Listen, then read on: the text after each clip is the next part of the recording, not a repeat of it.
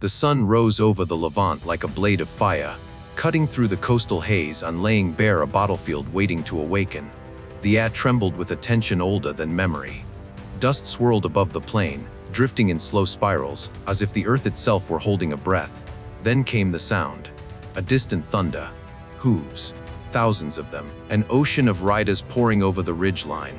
30,000 warriors. The pride of Saladin. The terror of Christendom. And directly in their path stood 12,000 exhausted crusaders. Men who had marched for 7 days under a merciless sun. Men who had bled, burned, and buried their brothers while arrows rained like iron hail. Men who now faced annihilation at the hands of the greatest Muslim commander in living memory. Yet in this morning, September 7th, 1191, something impossible was about to happen. In 17 minutes, the myth of Saladin's invincibility would collapse. In 17 minutes, Richard the Lionheart would unleash a force so precise and devastating that medieval warfare itself would change forever. But victory didn't spring from strength. It was born from patience, from restraint, from discipline hammered into men who wanted nothing more than to strike back. Their survival depended on a single act. Wait, hold, end, and then unleash hell. In a narrow strip of coastal earth between sea and sand, two worlds moved toward collision. What followed was not a battle, but a reckoning. If you want to know how 12,000 crushed 30,000, stay with this story. It begins long before the charge. The story of Arsuf begins knit with swords drawn, but with two men staring across a world shaped by faith, empire, and centuries of blood. Richard the Lionheart, King of England, Duke of Normandy, Count of Anjou, heir to a martial tradition that stretched back to Charlemagne, had arrived in the Holy Land carrying the battered dreams of Christendom on his shoulders. At 33, he was already a legend. A warrior king whose name made enemies pause and admirers whisper. Yet across the plains stood his equal. Saladin, Sultan of Egypt and Syria. A commander whose victories had redrawn the map of the Middle East. A leader whose recapture of Jerusalem made him a hero to millions and a shadow of dread to those who wore the crest. 4 years earlier, at Hattin, Saladin had crushed the Crusader army. He had captured the true Chris. He had broken the political backbone of the Latin kingdom. To many Muslims, the fall of the Crusader states seemed inevitable. The Franks were divided. Their fortresses surrendered one by one. Their armies shattered. But the Third Crusade altered everything. For the first time in a generation, Europe had sent a commander capable of matching Saladin not just in strength, but in strategy. Richard studied the Sultan with a skill as precision. Saladin interrogated captured knights about Richard's battles in Europe. They admired each other. They feared each other. They understood each other, and that made the next 7 days a chess match played with human lives. After retaking Acre, Richard faced a strategic crossroads. March inland toward Jerusalem, the city every crusader had sworn to reclaim, or secure the coast and protect supply lines before challenging the Sultan's heartland. Richard chose the cautious path, a march south along the Mediterranean toward Jaffa, a march Saladin had predicted. The 80 miles of coastal road were a perfect killing ground. Hills to the east, sea to the west. A narrow ribbon of earth where an army could be bled, starved, and destroyed. But this was not a reckless march. Richard's army of 12,000 was small, but elite. 2,000 knights, each one a weapon of iron, discipline, and devastating impact. 10,000 infantry. Spearmen forming a walking fortress.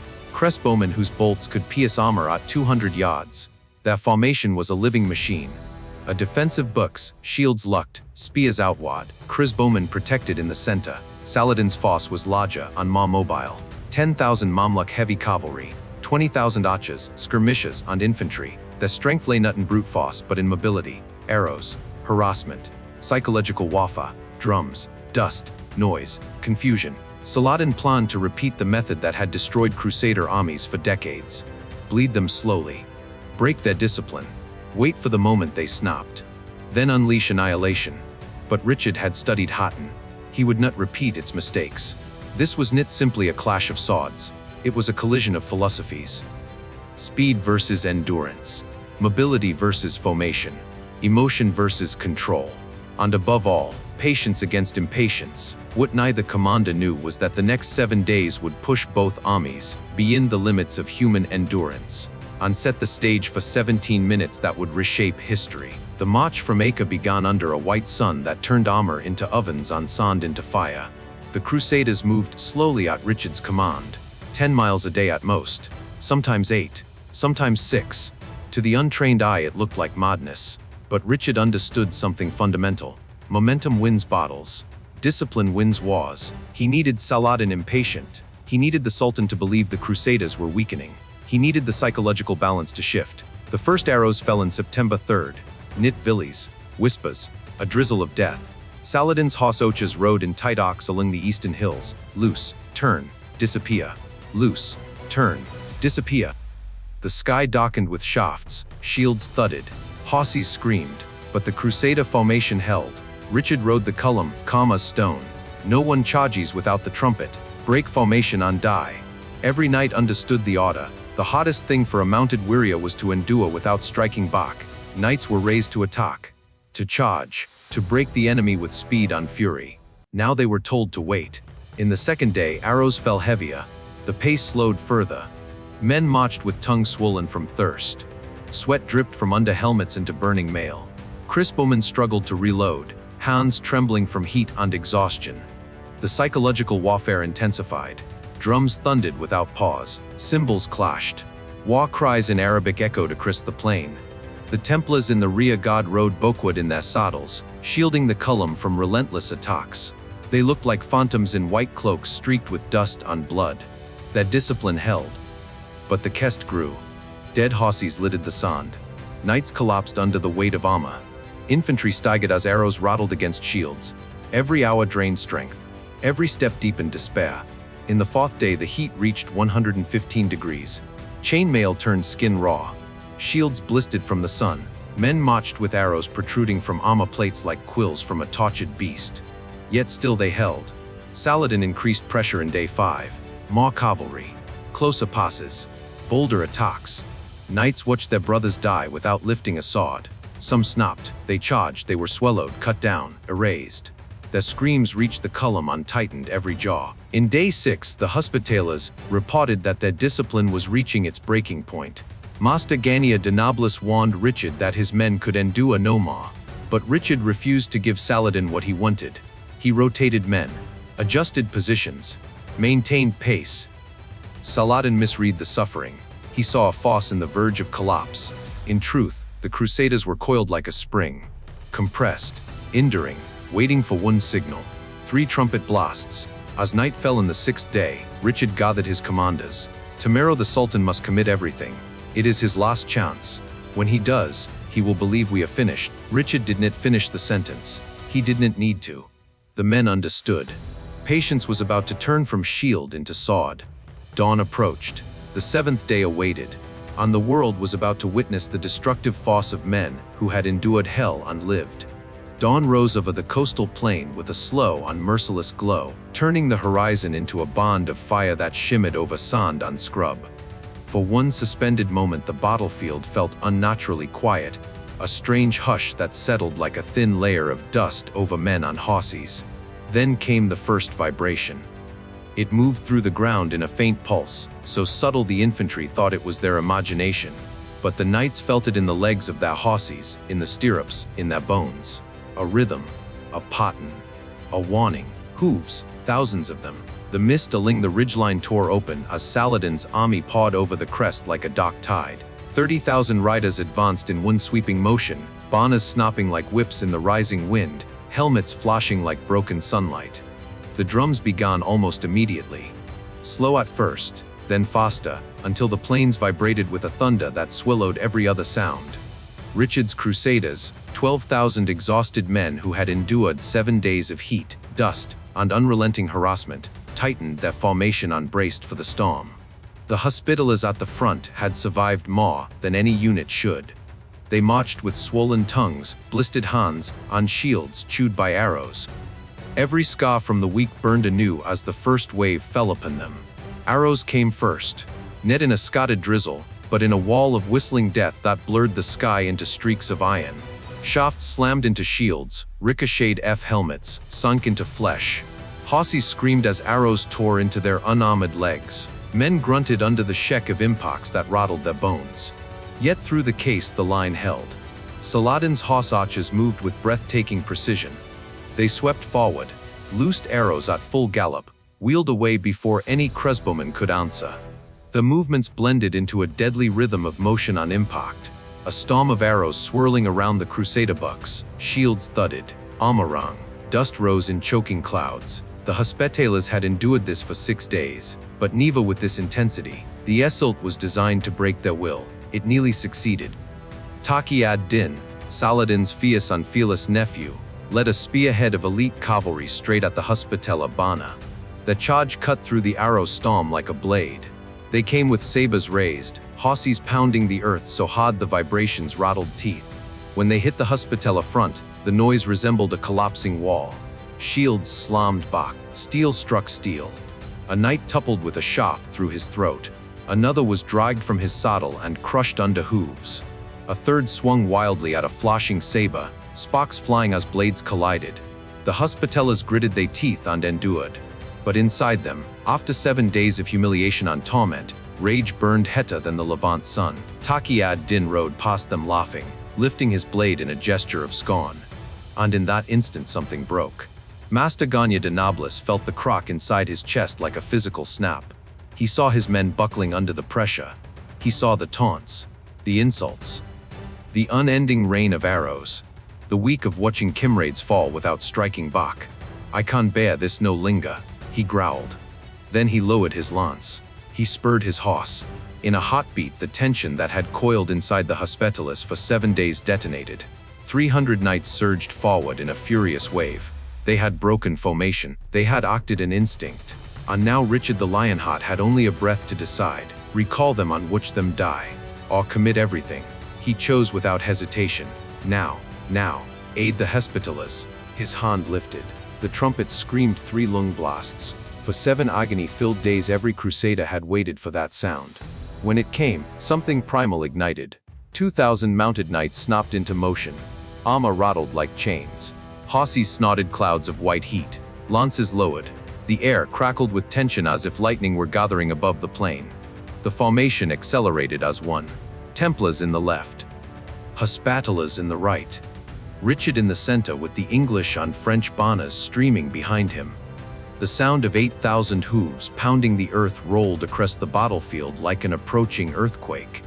Dust erupted beneath the charge, churning upward into a golden haze that made the knights look like spirits galloping from the heart of the sun. The Muslim cavalry had seconds to react. They unleashed hurried volleys that pinged on cladded rising shields. But the Crusaders didn't falter. They leaned forward in their saddles. They tightened their grip in their lances. Horses screamed as they reached full gallop, and then the world split apart. The first collision hit with the force of a battering ram. A knight on his horse weighed over 1,000 pounds. At 35 miles per hour, they struck like an avalanche of iron on muscle. Lances punched through shields, armor, and bone. Some shattered with explosive snaps. Horses crashed into lighter cavalry and sent biddies tumbling. Sand exploded beneath hooves in violent bursts. Men shouted curses that dissolved into screams. Steel slammed against steel with such force the air shook. The Muslim line didn't bend, it disintegrated. The Hospitallers, driven by 7 days of swallowed fury, tore into Taqi ad-Din's elite cavalry like a comet. Ganya de Nobles personally cut down 3 commanders in the first seconds, his blade moving in brutal, practiced arcs.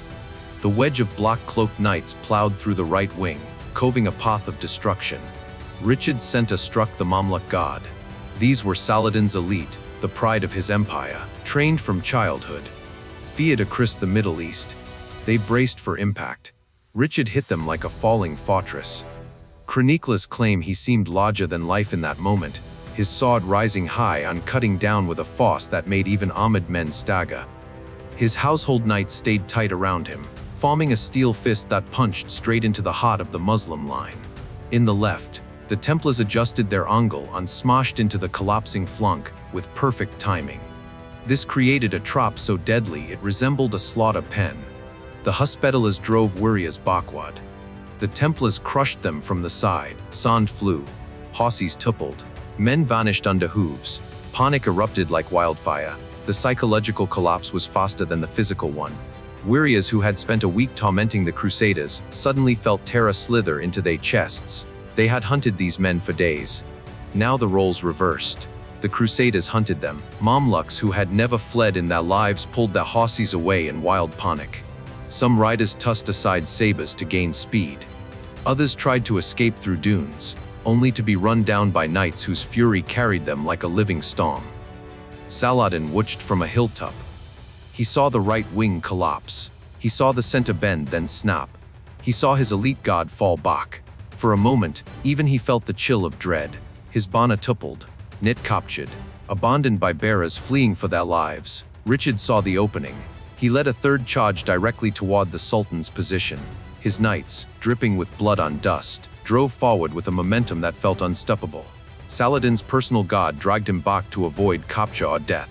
The Sultan had been seconds from annihilation. After that, the plain dissolved into chaos. The Muslim army no longer retreated. It scattered. It dissolved. Riders fled in every direction.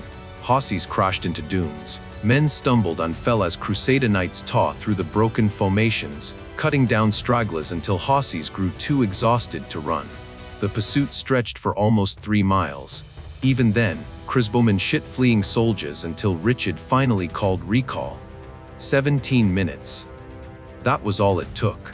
7,000 Muslim soldiers lay dead across the plain. Biddies sprawled in twisted shapes. High-ranking emirs glittered with broken armor half buried in sand. The elite of Saladin's army had been erased in less time than it took to finish morning prayer. 2,000 knights had charged. 1950 returned. The battlefield did not lie. The sea breeze carried the smell of sweat iron on dust. Horses winded between biddies. Shields lay cracked. Lances splintered. Nothing remained of Saladin's legendary aura. The myth of his invincibility died in that plain, shot at alongside the bones of 7,000 warriors. And the victory had been paid for not in strength alone, but in 7 days of restraint. 7 days of suffering. 7 days of impossible discipline. All unleashed in 17 minutes that changed the medieval world. When silence finally returned to Arsuf, it felt heavier than the roar of battle. Crusaders walked among the biddies in a daze, unable to comprehend the scale of what they had done. Knights fell to their knees in prayer. Crossbowmen dropped to the sand and wept. The air smelled of sweat, salt, iron, and grief. Richard did something few expected. He refused pursuit, refused glory, refused the chance to annihilate Saladin once and for all. His men begged. Jerusalem lay open. Victory seemed within reach. But the Lionheart knew the cost. The army was exhausted. Horses foamed at the mouth. Men staggered. Pursuit would stretch them thin, drain strength, invite ambush.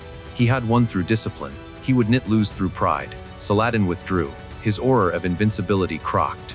Garrisons surrendered. Negotiations replaced holy war. The myth that had fueled his armies evaporated. Arsuf became more than a battle. It became a lesson. A demonstration of what iron discipline and perfect timing could achieve. A reminder that courage is not the moment of charge, but the days before it. The true victory was not the slaughter. It was the patience, the endurance, the choice to hold when every instinct screamed to strike. Arsuf stands in history as a testament that the strongest armies are not always the largest. They are the ones that know when to wait and when to let the storm break. History is filled with moments where courage and discipline shaped the fate of nations. If stories like Arsuf move you, if you believe the past still speaks to us today, join us in this journey. Subscribe. Explore more forgotten battles, untold legacies, and human stories that shaped our world. The past is not silent. It waits for those willing to listen.